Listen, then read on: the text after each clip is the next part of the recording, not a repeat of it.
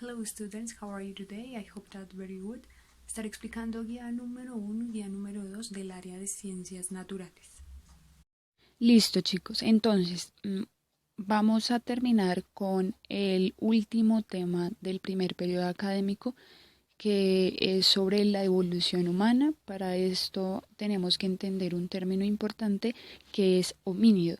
Este término homínido está vinculado al ser humano.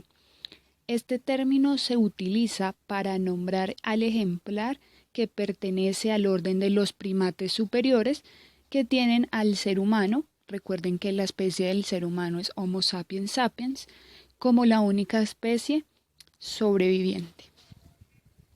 Antes de explicar los procesos de hominización que ha tenido el ser humano, quiero partir por lo siguiente.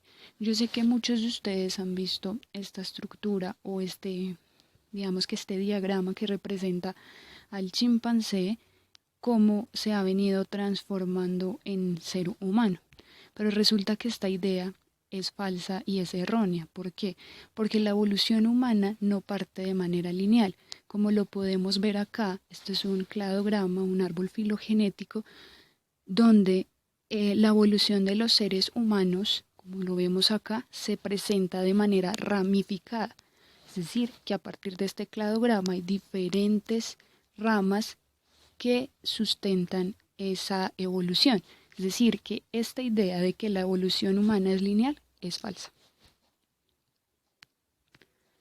Entonces aquí podemos observar un cladograma que básicamente es un esquema de la filogenia o historia evolutiva de los humanos. Entonces, como pueden ver y como les decía anteriormente, no se da de manera lineal como nos lo muestra ese diagrama donde empieza con un chimpancé y termina con el Homo sapiens sapiens, sino como pueden observar se da de manera ramificada. Como pueden ver acá hay bifurcaciones y no es de manera lineal como lo demuestra ese diagrama. Quiero que observen la siguiente imagen que se titula El hombre y los tres grandes simios superiores que tienen una gran similitud cromosomática. Esto a que se debe a análisis genéticos de ADN que se han hecho en estos tres grupos y el hombre. Entonces tenemos que el orangután tiene un 96.54% de coincidencia con el hombre. El gorila tiene un 98.16% de coincidencia con el hombre y el chimpancé un 98.39% de coincidencia con el hombre. Es decir, que estos tres grupos de simios superiores se encuentran cercanos al hombre, es decir, que pueden tener el mismo antecesor genético, filogenéticamente hablando. Entonces, para que ustedes puedan desarrollar la guía número 1 de Ciencias Naturales y Ecología, necesitan conocer sobre las características de los homínidos modernos. En este video hablaré sobre algunos de ellos para que ustedes puedan hacer el cuadro comparativo de estos homínidos. Iniciaré hablando con el siguiente homínido de la especie Sahelanthropus tadensis, y es un homínido pues que ya no existe, ya está extinto. Su fósil fue hallado en Yurap. Se cree que vive en zonas pantanosas. Su cráneo es simiesco, como pueden apreciar acá y como lo pueden apreciar acá. Los colmillos son similares a los de los humanos, tienen dientes pequeños y su volumen craneal es de 350 centímetros cúbicos. Otro de los homínidos modernos es el Australopithecus anamensis y se caracteriza porque existió hace 3,9 millones de años y es un fósil que se encontró en el lago Turkana en Kenia. Su peso oscilaba entre los 45 a los 60 kilogramos. Presentaban dimorfismo sexual. ¿Qué quiere decir esto? El dimorfismo sexual es la diferencia morfológica externa que existen entre machos y hembras, es decir, en cuanto a coloración, en cuanto a tamaño, ese tipo de características son diferentes entre machos y hembras. Eso hace referencia al dimorfismo sexual.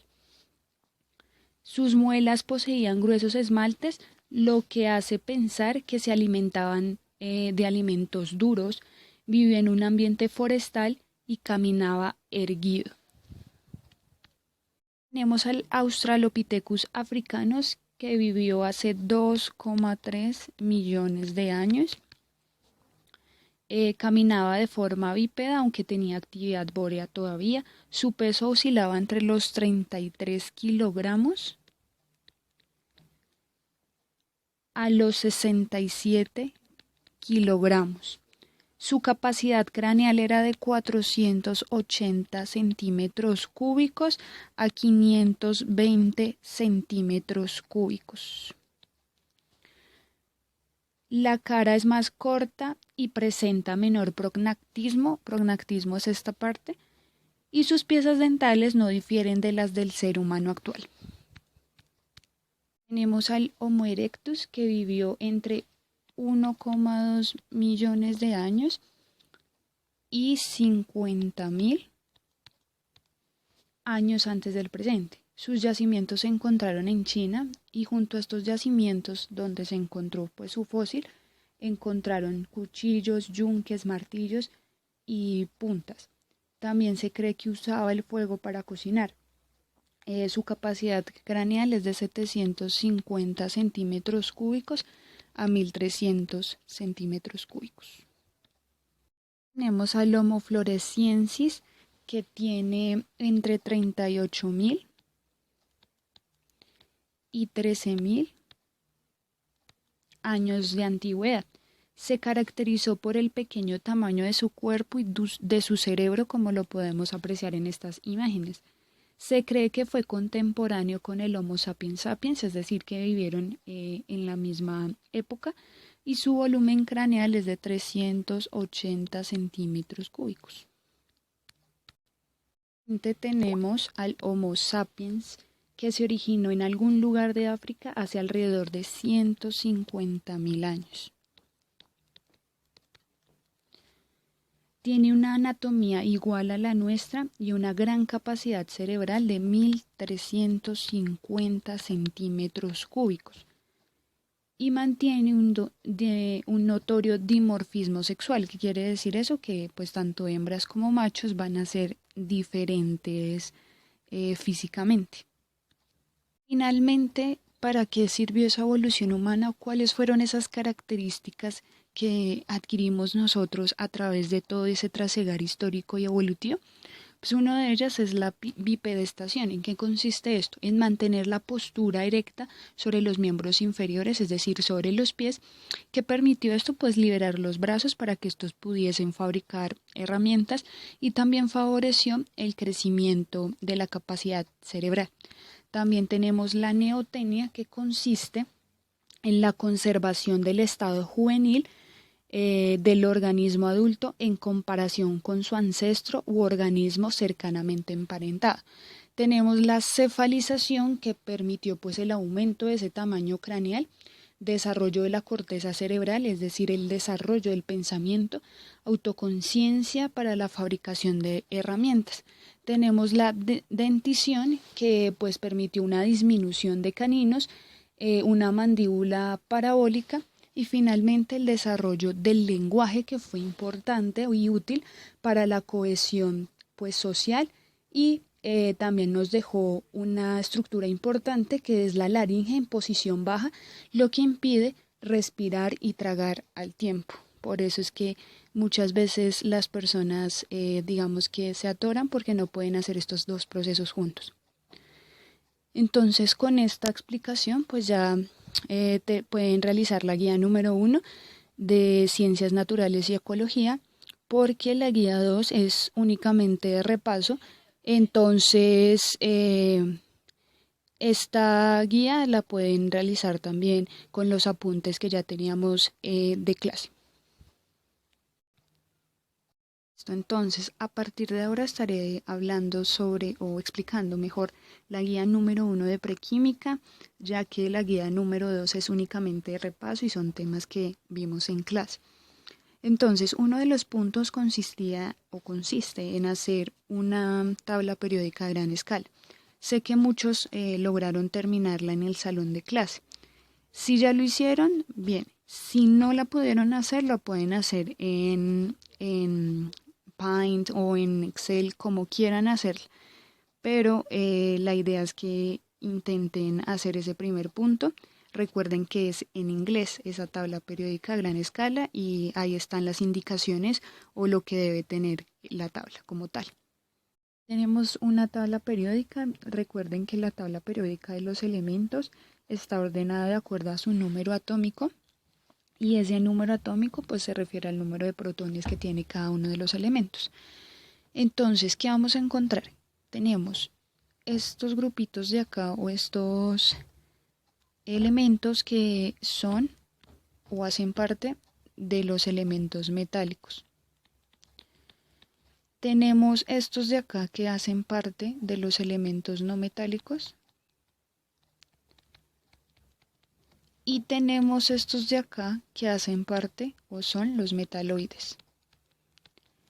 Recuerden que toda esta fila de acá o toda esta familia hace parte de los gases nobles. Cada uno de ellos pues va a tener características diferentes, cada uno de estos elementos. Recuerden que la tabla periódica también está organizada por grupos o familias y periodos.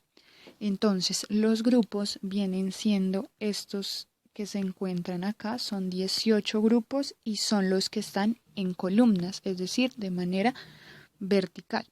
Tenemos los periodos que vienen de manera horizontal y son únicamente 7.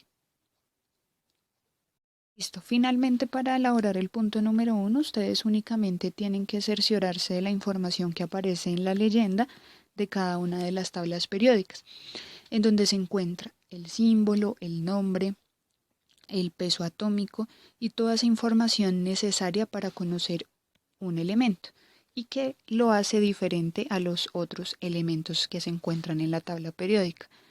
Recuerden que esa información tiene que ir en inglés y eso, los elementos y esta información la pueden encontrar en la tabla periódica del workbook de química o de ciencias naturales.